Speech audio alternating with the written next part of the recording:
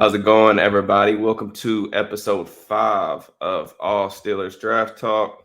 You guys can find us on YouTube at youtube.com/All Steelers or wherever you get your podcast. I'm your host, Derek Bell. With me is my guy, Nick Martin. Today, we're going to do some different stuff. We're going to talk about some standouts from a wild conference championship weekend.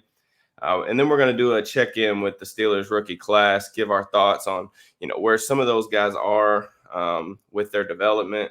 Excited to get to that discussion for sure. But first, Nick, how we doing, my brother? I'm doing great, man. It was a pretty good week of college football. A lot of news that came out of this week too. So a lot that we have to get into.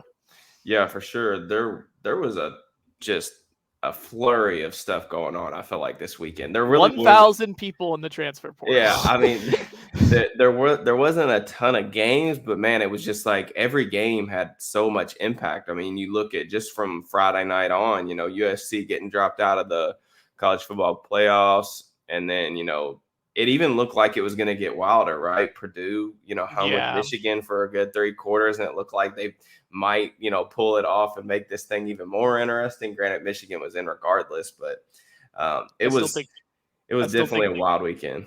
I still think TCU got robbed. I think Kendrick Miller was over the line. I think they made a really bad call. Yeah, I was happy that TCU still got in and kept that 3rd spot, just because the way in which they lost, you could just tell that a team that went into conference weekend with 0 losses. I mean, they deserve to be there. I mean, you can argue about how you think that they're going to do against the Georgias, or if they're more talented, I guess, than Ohio State, but resume wise, they deserve to be there. And then, I think it was a good weekend of college ball for sure.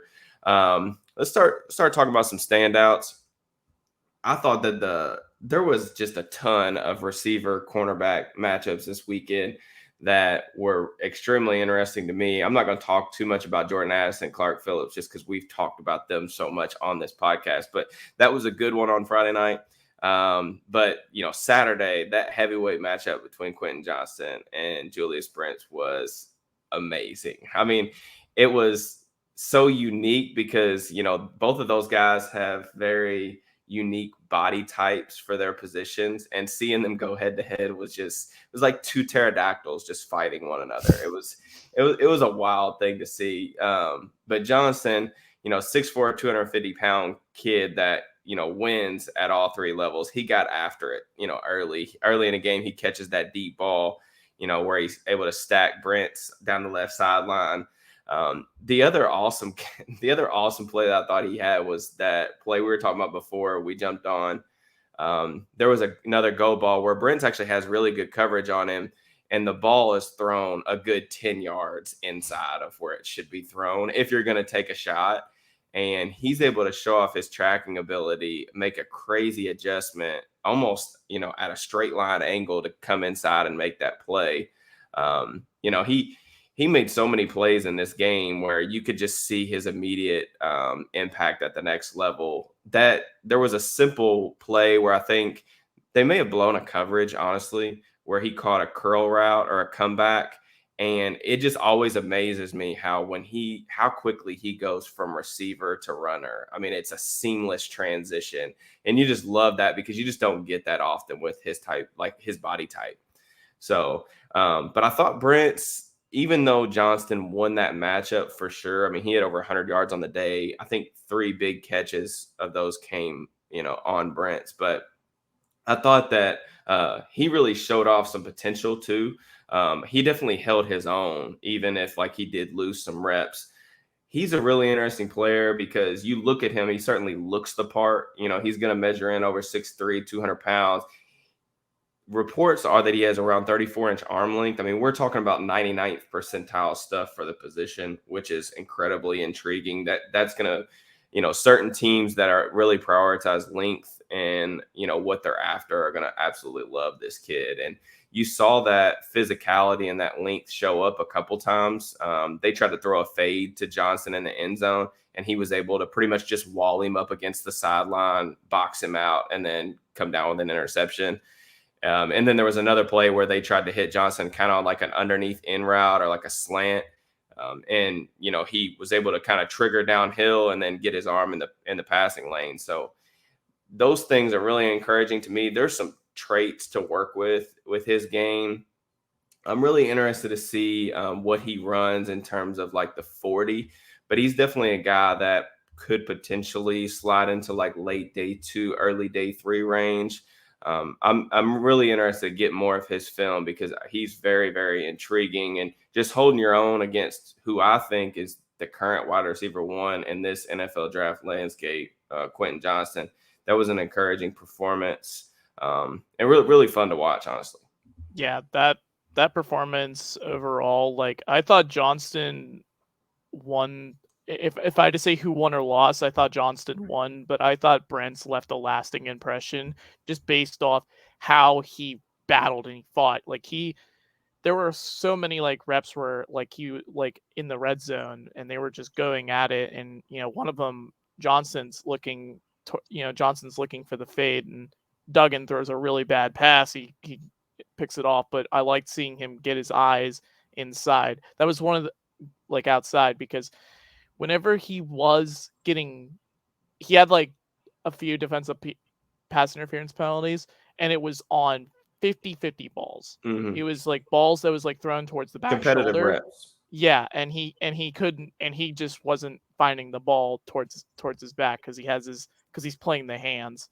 And in that case, I like that Johnston was showing those late hands. That's a great trait to have. And when you force, pass interference penalties, you force a guy to not trust his technique with the type of arm length. There's definitely a lot to work with both those guys. Brent's I have to get more film, but if I had to guess, he'll probably be like a top 100 player in this class. And Johnston looks like the wide receiver 1 for sure. For sure. Yeah, I really think that Johnson just does so many different things well, man. I come away like more and more impressed every time I watch him. I know that he got off to a really slow start to the season. Maybe wasn't, I guess, as productive from the jump this year like we were kind of anticipating. But I don't know that that was necessarily all him either. But just the things that he can do, the traits that he displays, he can win at all 3 levels. He's good with the ball in his hands. I do also want to credit Brent. He did force a fumble too, Yeah. On that play, getting his hand on the ball, punching that out.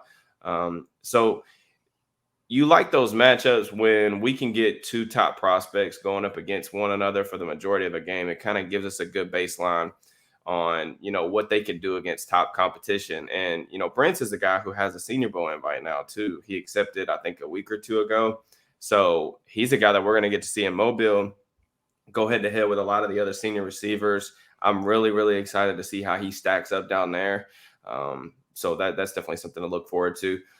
Who was another guy or some guys that stood out to you on Saturday? So personally for me, I was really enthralled by the performance of Chris Smith, the second at Georgia.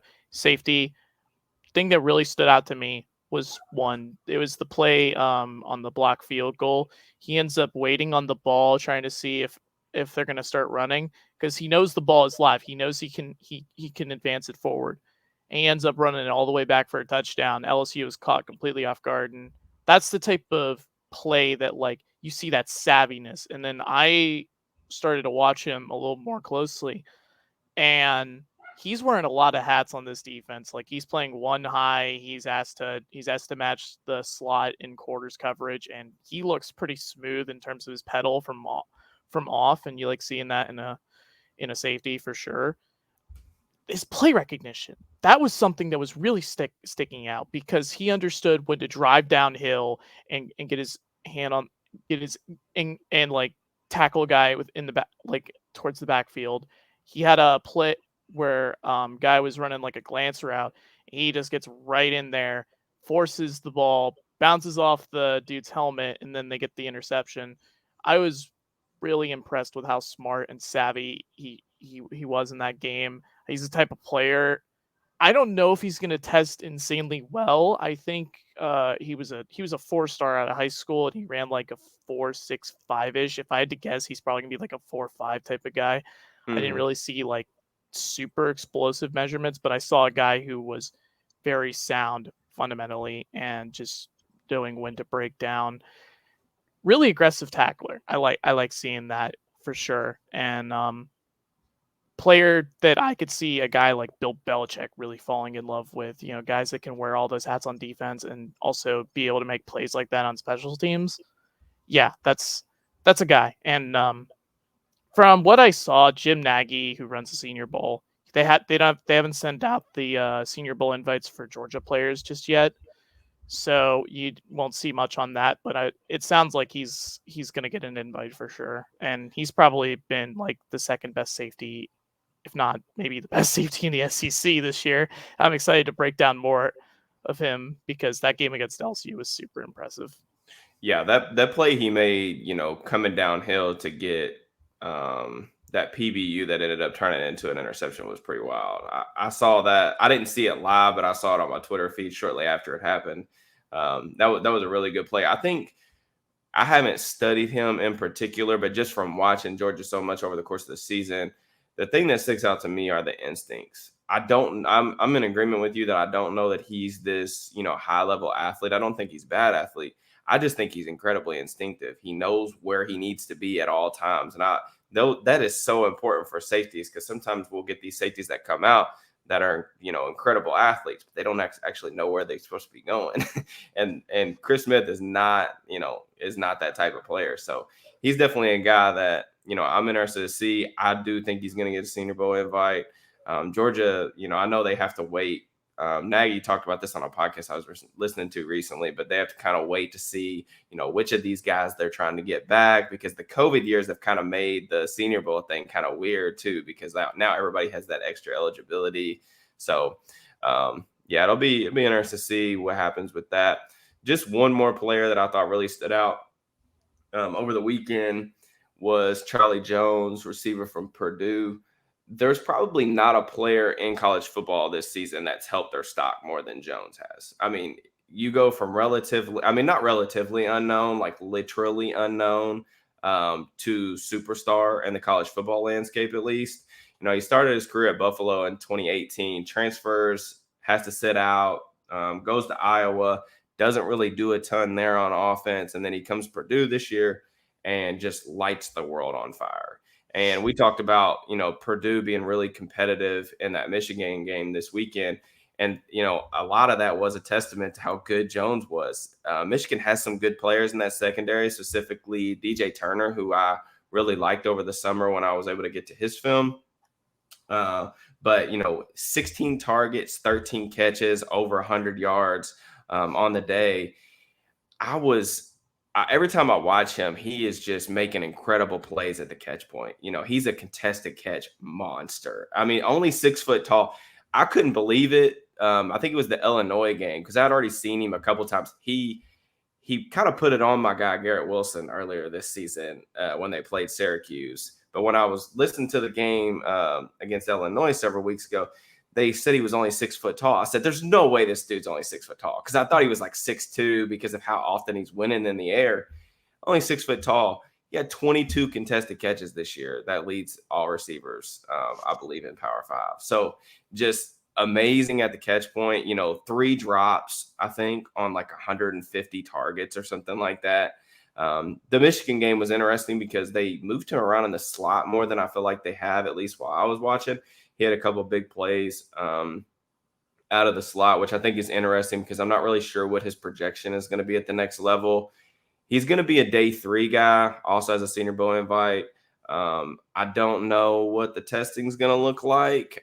He's an older prospect, so the ceiling is going to be a little bit of a question there too. But this kid's a player. I think he's going to make an NFL roster, and I think he's got the chance to be one of those day 3 guys that actually contributes early on into their rookie season. He's been unbelievable to watch this year. And I love those stories of guys that just come out of nowhere. And it's also helpful too, because he has some special teams acumen to him as well. Like he returned kicks and punts, both at Iowa, and he's done some of that too for Purdue. So you like when guys that are going to be day 3 picks probably contribute at least in some form or fashion on special teams too, especially at receiver. Yeah, no, that definitely makes a lot of sense. Charlie Jones, he definitely shows a lot of that feistiness at the catch point. And you mentioned the fact he hadn't really done much up to this point. And I think a lot of that has to do that Iowa is the worst offensive team to watch in the entire country. I have a friend who is a Broncos and an Iowa fan, and brutal. I'm just like, how could you live with yourself just being able to watch those every Saturday and Sunday? It's just ugh. But yeah, Charlie Jones, not to get too far off topic, really impressive player at the catch point, and I'm excited to break him down a little more for sure. He made a crazy catch on Saturday. The one that really stuck out into my mind when I was going through topics for the pod. He was running down the left sideline, and McConnell just throws him just this random back shoulder ball that is about 6 inches off of the turf. And he has to kind of contort his body and scoop this thing off of the ground, basically, while also staying in bounds. And he just comes down with it. And of course, the announcers are going crazy. It's funny because what's the announcer's name? Gus Johnson. He always refers to him as Chuck Jones. It's really funny to me. But I think he's had a phenomenal season. Definitely somebody that, has warranted, some of this draft love that he's going to start getting just because of the numbers that he's put up. So definitely a guy that I'm excited about getting some more tape on. Senior Bowl definitely going to be a fun time down in Mobile on those one-on-ones with those DBs. We want to talk a little bit about the Steelers rookie class, go through some of the rookies, where we think they are in their development, some things that maybe surprised us in terms of, what they're doing well or what they're not doing well, what we think the next steps for some of these guys are. Obviously, we're going to start off that conversation with Kenny Pickett, the most important probably player right now in the franchise's landscape, just because of the nature of the position. Want to get your thoughts kind of on Pickett. He's played better over the last couple of weeks since the bye week, hasn't turned the ball over in 3-4 straight games. So that's a good thing to see. What have you seen from him and his development and kind of where he's at, where you think he needs to go? I kind of want to add on the interceptions real quick. Some of his interceptions to start the year were very fluky in terms of turnover worthy plays, and I definitely think he was doing a good job of being a distributor in that regard in protecting the ball. The problem is with things that I'm liking right now. I think it's going to be a process of feeling this out, but I really liked the Bengals and the Colts game in particular because he showed a lot better pocket savviness than he had shown. That's the thing I've had my biggest concern about is him managing the pocket, not bailing out too quickly. His fight or flight mode. And I've talked about this a lot. He tends to flight out of the pocket and rather than fight. And I do think if he continues to fight more, I think there's going to be a lot more plays that you'll see that he'll hit. Like, for example, a lot of people have talked about this play was the backside dig that he missed against Atlanta that a lot of people are pointing out like, oh yeah, he should have saw it. Guys, the thing with Pickett, he got hit a lot at Pitt and it caused him to get PTSD there. Yeah, it gave him some PTSD, some bad habits, and it caused him to not trust his protection. He felt he knew the guy was coming from his backside, but he didn't trust his protection to be able to come up to take care of that guy. So what does he do? He goes out of the pocket. And that's where you're going to see a lot of like his post snap processing plays. He can do it. The problem, he has to trust his protection. Mm-hmm. And I think a lot of that ties together. It takes a while for stuff like that to fix. You saw Derek Carr for the longest time. He used to have this flight and this check down Charlie mentality when he was in the pocket. And it really hurt him early on in his career, even if, quote, he had a 2016 MVP type year. We'll not get into that, but it really took him till about 2020 for him to really get out of those habits and start playing like a better quarterback. And that's one of the worries I have about Pickett is I think it's going to be until after his rookie contract. And I think the appeal of his rookie contract is where you can build a lot of the team around him and not have to worry about your cap situation. Overall, with Pickett, a lot of the things I've seen are about the same. I'd say he's been a little disappointing in the middle of the field in that regard, but I think a lot of it is he's learning, he's processing. It's a lot of things. It's a feeling out process. But I like his placement on outside shoulder balls. I think he's been very good at giving guys chances, and overall, what I've seen accuracy wise, and leadership, honestly, leadership. That was the big thing. Intangibles really liked with Pickett. He's worked with a quarterback coach for a long time, so he knows what he wants to work on. It's the problem of how fast is it going to get there. And Tomlin's talked about this at one point. The league is not going to wait for. We're not going to wait for you. So he knows he has to improve in that regard. But overall, what I've seen from Pickett is about what I'd expect. And I think he very much can be like that game manager, that middle of the pack type of quarterback that can get you into the playoffs, maybe win you a game, but he's probably not going to be the reason you end up winning the big one that's just my personal take on it. Yeah. I mean, for listeners of this channel specifically that have heard me on Fridays talk about Pickett, really since before he was even drafted, a lot of those same sentiments are things that I've echoed for, months now. So, things that I like that he's done that have translated over from his college tape. I think the toughness stands out, the willingness to get hit, even though I don't think he's all that great about standing in the pocket and before, like, it not fleeing before he really needs to. I like the mentality of, okay, I'm comfortable picking up yards with my legs. I'm comfortable taking hits while I'm throwing. I think that there have been some really good instances of ball placement that have maximized yards after the catch. Especially on outbreaking throws underneath. He's been accurate, anything under 10 yards. He's been extremely accurate so far. It's just been the downfield, middle of the field type stuff that's been a little bit wonky at times. I also one thing I appreciate about Pickett is I think his mechanics are really, really good lower body wise.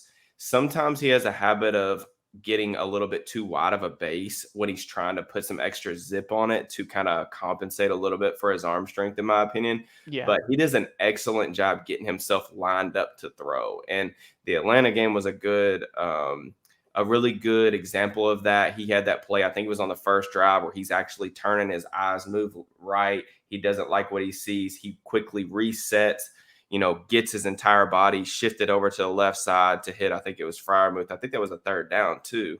So there are things, there are things like that you really like to see from a fundamental standpoint. In terms of, the pocket navigation it was really rough at the beginning of the season, and there have been flashes of improvement. The Cincinnati game was one. I thought the Colts game, he did a really good job. That throw that he made to Pickens, where he was kind of sliding to his left as Pickens is working that dig route, that was an excellent ball. He didn't bail out of the pocket, stayed in there, under pressure, delivered a good throw that was low and away. And then I thought one of the things about the Atlanta game that I thought kind of muddied up his performance a little bit for me was, that Deontay Johnson play, man. Like, it's so hard to be a really good offense especially if you're not all that explosive, which the Steelers aren't. If you're not going to work the middle of the field, it's hard because you're literally not being able to access that part of the field for various reasons. It really is a detriment to some of the things they're trying to do. And I know Canada's scheme is not that great in terms of like scheming throws open in the middle of the field. It's not.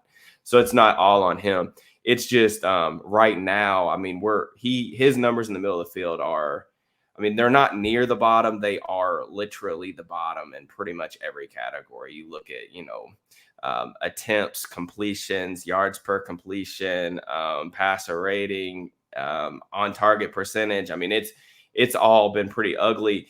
And I would say, like, if I'm talking about something that would surprise me a little bit, it is that, because at Pitt, he would access the middle of the field, and I did see him make, like, he was willing to throw over even without like incredible arm strength or anything like that. He would struggle sometimes post snap processing, where he wouldn't get there when he needed to get there. It would usually be like a tick late, but he could fit the ball into tight windows, um, instead of throwing with more anticipation.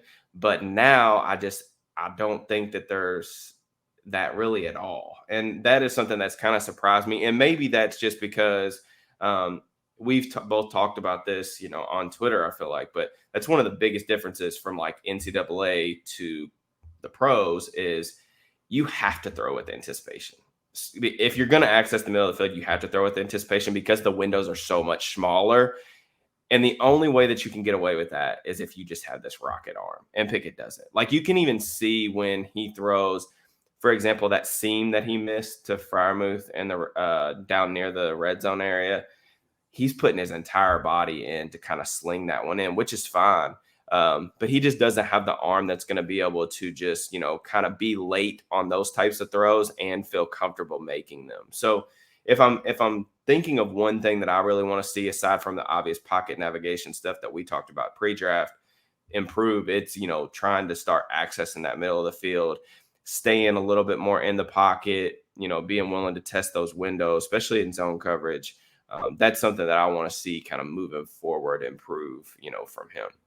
Yeah, definitely agreed on that. And I want to add one quick thing on the middle of the field. So personally, I do think that he was better at anticipating the middle of the field in college. Mm-hmm. And I think a lot of that has to do, one, with Canada's scheme. Two, has to do with a lot of he's learning this offense on the go. And I definitely believe if you have certain traits in college, they're going to transfer over. But it might take a little bit for guys like that to become consistent in that area when they're trying to be like, okay, this guy's supposed to be here.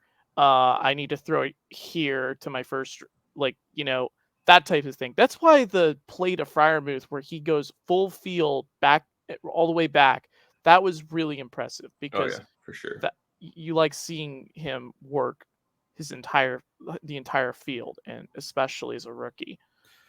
Yeah, and I think too, just that like post snap progression and anticipation. I think that's the reason why I have a theory that that's why he's been better against the blitz this year than when he's not been blitzed, because it takes defenders out of the equation, and he is tough. So when he recognizes that he's going to be pressured, but there's man coverage behind it, like that play, even early in the season against Miami to Freiermuth on, I think it was 4th down and long when they needed that like last drive to, take the lead or whatever at the end of the game. And he hits that bender over the middle of the field. And it's like, yes, that's what we want to see. And the Pickens play was another good example of that. Indy brought pressure. He slides to his left and then throws to the middle of the field. He's just not 100% comfortable right now anticipating those throws, when there are more defenders kind of in the underneath zone areas. Coverage. Yeah.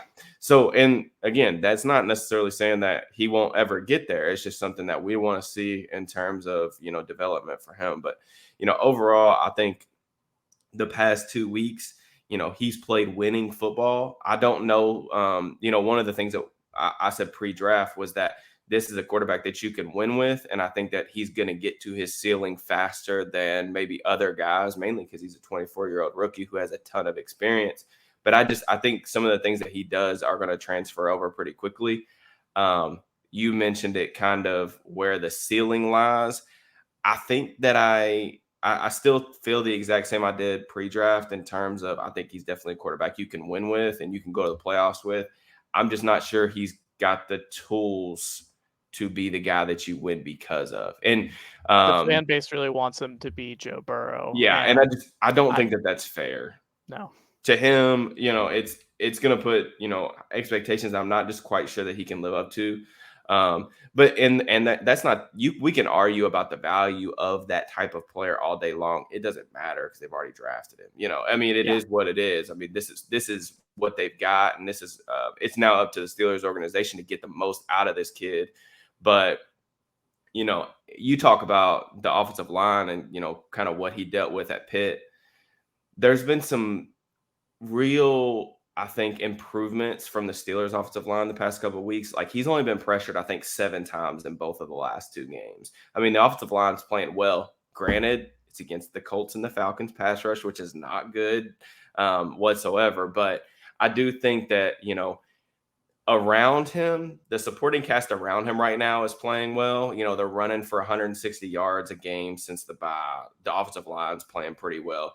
The receivers could do a little bit more than what they're doing, especially playing up to their talents. We'll talk about George Pickens here in a second, but I think the supporting cast around him is playing better since the bye week, and that's part of the reason why he's looked better since the bye week. And I think some people will say, like, I saw, like, there was a tweet I saw on my timeline get retweeted. It was like saying that we didn't want to give him credit because we're acknowledging other players around here playing better. No, it's just common sense. Like, when you're a rookie, you shouldn't be asked to carry the load. Like, the load that he was carrying in the first couple starts was too much. I mean, very few guys are going to be able to come into that situation throwing 50 times where, you can't really run. Your running game's just okay. Your offensive line's just playing like below average ball. That's not what this Tough idea schedule is. too. Yeah, I mean, that's not what this idea is, that he was just going to come in here and be the savior. Like, you're coming in here to, have him manage the game, make some plays with his legs, and show development, incrementally over the course of the season as a passer. I think that's what we're getting. So I'm encouraged over the last 2 weeks. I'm excited to see his development over the course of the season. 5 games left. We'll see where this thing goes. The only other thing that I would say with Pickett is that people have to be really, really careful about expectations and then just assuming that this rate of development that we've seen just over the past couple of weeks We'll keep is going in a straight always line. going to be there. We talk about it all the time, but development is not a linear process. You are not guaranteed to, okay, he's one step better this week, he's going to be one more step next week. That's not going to happen. Like, even if the Steelers don't really have, like, their second half of the schedule, like, against the defenses they're playing, is a joke. I mean, they do not like. I mean, they've got, of course, Atlanta's terrible, Vegas terrible. Carolina, who knows what they're going to be doing, but they're kind of a mess, not just defensively as much, but just as a team. Baltimore's defense has been really shaky, especially in late in games. So even with the schedule looking better, he's probably due for some regression just because he's a rookie and the overall inconsistency of the position. So if A he lot of peaks and plays, valleys. yeah. So, like, if there are some valleys, if they start this weekend against Baltimore, it's not a reason to just freak out and say that, like, all the progress is lost. It's just those are the bumps and bruises associated with a rookie quarterback. So, I would just ask that people be patient and be realistic too with the position. But next player had an eventful Sunday, not really because of what he did on the field, because he was pretty much a non-factor against the Falcons. But Shut down. yeah, but George Pickens, he's had a lot of highlight-worthy plays over the course of his rookie season. What have you seen from Pickens? Where do you think he is at his development? What are some of the things that you've liked and that you think that he needs to work on? I think in terms of a lot of the stuff that you like, obviously winning contested catches is the big thing, but also I think he's shown a lot more separation than stats will stay. Like, in terms of like open rate, a lot of people, and a lot of it is because he runs, like, I think the most go balls in like the league or something. Mm-hmm. And when you're asked to run that many go routes and you're not the primary read, you're gonna see him kind of try to. He plays with a lot of pace in his routes, and one thing that I think he needs to improve on is when he's not the main read, when he's like one of the last reads, he needs to play with a little more urgency in that regard, because there was a play where he didn't get targeted, and I think he's coming back on an out route. It was like a long comeback or something, and he was slow and methodical with trying to get trying to push vertical, because like the corner's cushion, the corner had a ton of cushion. If he's playing with this very slow like pacing, he's not going to get a guy to bite there. And Pickett actually ended up looking his way, but he wasn't open. And I think you want to see him play with a little more urgency in that regard. As for the the off field the on the field outbursts, this was expected, honestly. George Pickens had a history of on field shenanigans in terms of fights, in his personality. There's going to be a lot of stuff that you have to work with, but that's the thing. That's why we were so happy he got drafted by the Steelers, because Mike Tomlin is the coach. Mike Tomlin knows how to work with these types of guys. He worked with Antonio Brown and made us think he was a saint for years. Oh my goodness, it's impossible to think about now. But I'm not too worried about the outbursts. I do think he needs to understand, like, when the team is winning and they're moderately executing pretty well, there's a time and a place. It's not something I'm gonna get too worried about overall, though. I'd say in terms of what I've seen, it's about what I'd expect from George Pickens in terms of his talent and in terms of some of the concerns coming out. Overall, just I think he's a very promising player. We'll see some development from him at some point in terms of his pacing and speeding that urgency up. And, in terms of tantrums and stuff like that, that's definitely something Tomlin will eventually start to address as it becomes a more pronounced issue over time, for sure. Yeah, I go back to draft night. I was extreme. I mean, I was on the Pickens train for a long time. I wrote about him multiple times. I talked with him extensively at the NFL Combine. He was a great interview. I honestly did not know what to expect, because I was the first one over there waiting at his podium. Got the chance to ask him a bunch of questions, and he was really good in his questions. Now I came away impressed. I was like, dang, those were really good answers. I thought that he came off as a student of the game. And then when the Steelers drafted him, I went crazy. I was so excited just because I really wanted him in black and gold. And I really thought that there was a good chance it was going to happen based on the interest level that we saw before the draft.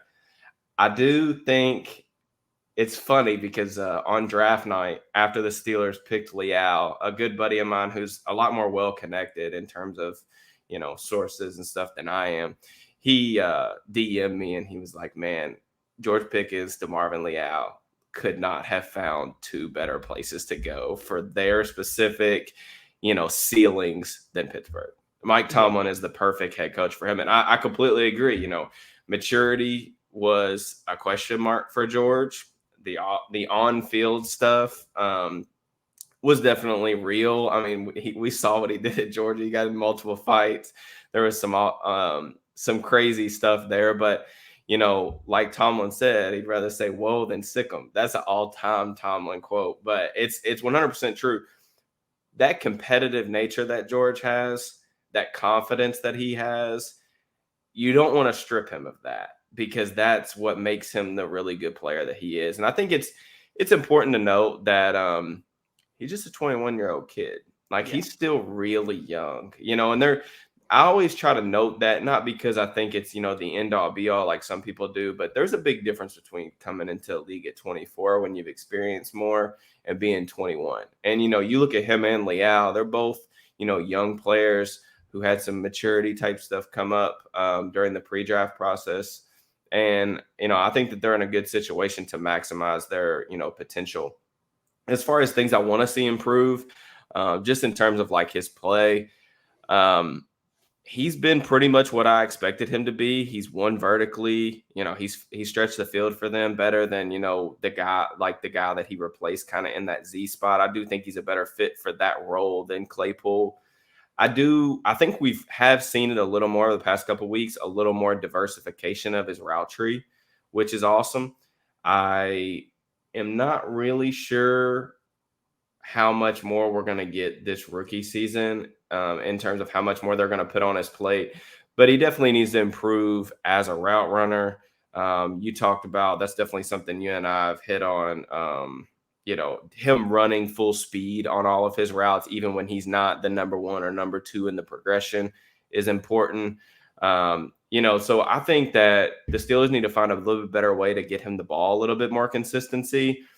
There's really no reason because of how this offense is. It's still a bottom third offense in the league. They don't have very many explosive plays.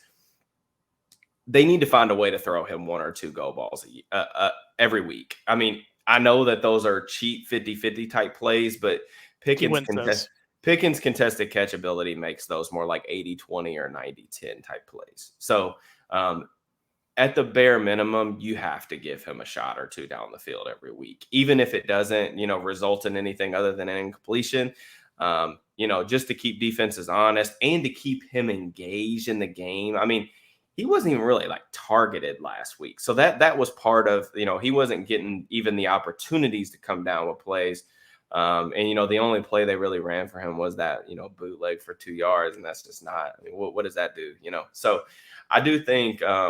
The hands have been, he showed really, really strong hands, which is something that I love from him coming out of college. He only had 2 drops at Georgia, I believe. Had a couple weird kind of plays where he had some bad catching technique against the Colts, not flipping his hands when he's going to the ground, things like that, that in my opinion are easily fixable for a kid that's that talented. So yeah, I mean, I'm incredibly impressed, really with what I've seen from him. And I think that there is a legit, wide receiver one. I'm not sure if he'll ever be an elite receiver, but I think he's definitely got wide receiver one type potential. And for a guy that you got in the middle of the second round, that's great value. I already think, what they're getting out of him is pretty close to that value anyway. And I think that there's a lot of room to improve, especially as he becomes a more diverse route runner. Yeah, for sure. And you mentioned DeMarvin Leal in terms of got landing spot. We're going to talk about him. I actually wanted to ask, because I'm not as plugged in as you. Did you by any chance know what the actual concern was regarding Leal? I actually heard when I asked about Leal, I knew about the stuff with Pickens just because I had been doing research on Pickens, because I knew that for one, it was a given that the Steelers were going to take a receiver. I thought that Pickens or Danny Gray, one of the two, was going to be a Steeler on day 2 of the draft. But with Leal, from what I was hearing, was work ethic related. And now I don't know. And again, there's a lot of stuff that you got to fight through. What's smoke, what's real, what's not during that process. But there was some work ethic type of stuff, just overall maturity stuff. But again, Leal is a young dude. He's 21 years old. So that was, some of the things. But in terms of Leal, he's a really interesting player because we haven't really gotten to see a ton of him. And when we have seen him, he was basically playing like stand-up edge linebacker at 300 pounds, which, he came into the combine at 281, I think is what he was. Yeah. And then he tested, didn't test well at all, which, wasn't really all that a surprise. We knew that he wasn't like just this incredible athlete. But, he ended up putting on weight. And the question was all offseason was like, how is he going to carry that weight? Is it going to look good? In the preseason, I thought he showed flashes of, being that pass rusher that I saw at A&M. I think the only thing, he's probably the guy that maybe is toughest to figure out based on what we've seen so far because of the way he's been used. When they were running a lot of that 3-3-5 when Watt was out, they were playing him at outside linebacker. And he was holding up really well against the run. But even when he's had the chance to rush the passer this season, I watched the snaps against the Falcons, and I don't see the repertoire that I was seeing in the preseason and really at A&M. I mean, this is a guy at A&M who had like a full toolbox of pass rush moves. I mean, club swim. I mean, I was seeing, two-hand swipe, cross chop. He even had a sack, I believe, on a like a fake spin, like a half spin, the old DeMarcus Ware move, and that blew me away. And he hasn't been very productive as a pass rusher. He only has a couple pressures on the year. That's kind of a little bit surprising to me because I thought that he could make an impact even early on. But again, playing out of position and, just overall not getting a ton of snaps certainly has, something to do with that. And I'm not, worried at all, but maybe that is something that's kind of surprised me a little bit with him. So DeMarvin Leal, when he was drafted, that was probably the pick I was the most critical of because I didn't really like what I saw on film. I thought he lacked a lot of sand in his pants when it came to Oh yeah, that was a problem. Like he got blown off the ball so consistently, like inside, and I just thought this guy has a tweener body. He's not thick in the lower body. That was that bothered me. And he plays like edge and inside, and you don't even know what his best fit is. I'm like, so I just thought it was just going to be one of those guys they drafted, and he wouldn't really end up doing much. I've actually been kind of surprised because I thought in the beginning of the year he actually showed a good bit of anchor to be able to hold up within, and I actually thought his body looks a lot thicker than it did at He's put Texas on good A&M. weight. Yes, he put on a lot of good weight, and that's the big thing that I've wanted to see. I think that weight plus his ability to plus his pass rush has been kind of stunting what he can do in that regard because he's probably trying to learn how to how to move with that type of weight. Now, overall, I've actually been surprised with him. I'd say a lot of my concerns were more towards like his ability to hold up in the run game, and I thought he would just be one of those tweeners who didn't really find himself. But early on, like limited sample, I've been actually encouraged what I've seen, and we'll see how his career ends up going because not much to work with right now in terms of his snaps. But hey, I'm slightly encouraged based off how I felt pre-draft versus now. Same. I mean, when I saw him at training camp, I thought he was holding up well against the run, and then in the preseason, I thought that there was a big improvement because that was definitely something that was real at A&M. I mean, when he would line up, as like a 2-eye, 3-tech.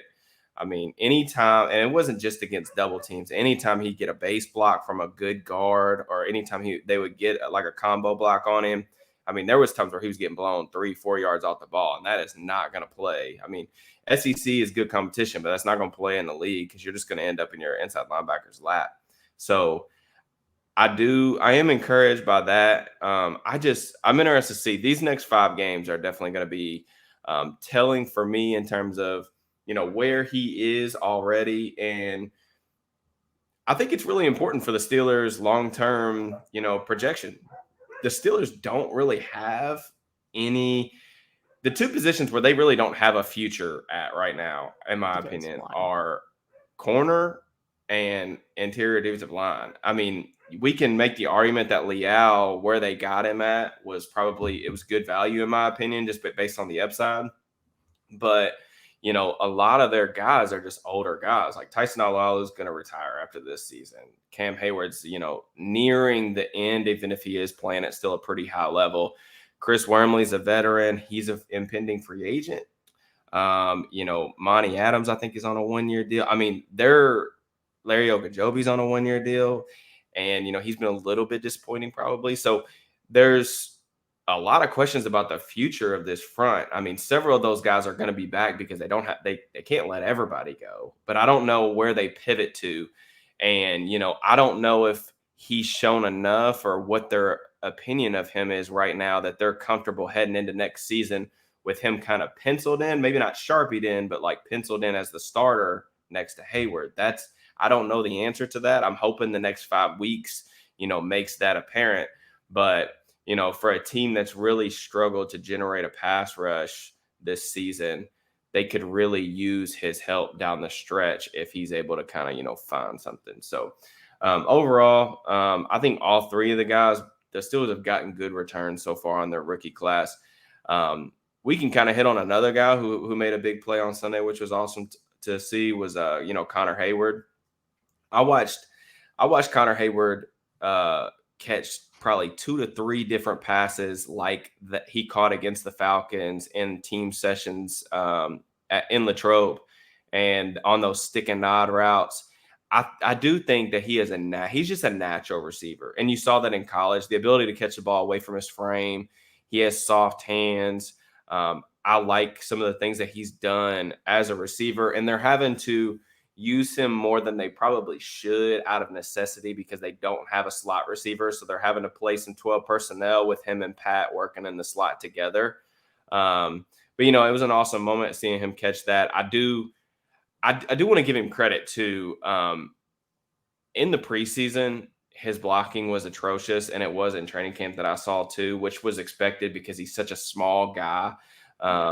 He's a historic outlier in terms of size for like the actual tight end position, which is why I kind of wanted to see them maybe move him to like more of an H-back kind of role.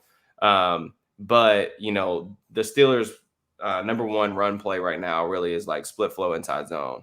And, basically that means you have to pull the tight end across the formation, and he's responsible for the end man on the line of scrimmage.